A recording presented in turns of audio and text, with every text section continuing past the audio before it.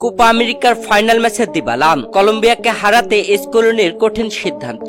দর্শক, কোপা আমেরিকার final match অনুষ্ঠিত হতে যাচ্ছে আজকের রাত পোহালেই, যেখানে আগামীকাল 15 জুলাই বাংলাদেশ সময় সোমবার সকাল 6টায় অনুষ্ঠিত হবে এবারের কোপা আমেরিকার ফাইনাল ম্যাচ। আর এই ফাইনাল ম্যাচে মুখোমুখি হতে যাচ্ছে শক্তিশালী দুই জায়ান্ট আর্জেন্টিনা ও কলম্বিয়া, যেখানে আর্জেন্টিনা অপরাজিত দল আর কলম্বিয়াও অপরাজিত দল।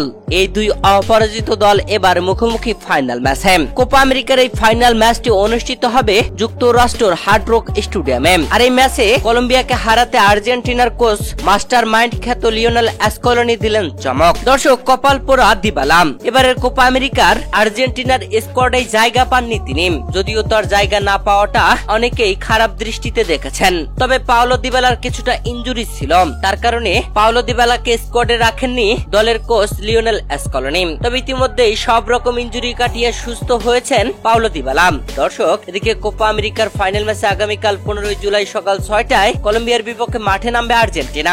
আর এই ফাইনাল ম্যাচের সংবাদ সম্মেলনে আসেন কোচ লিওনেল স্কলনি।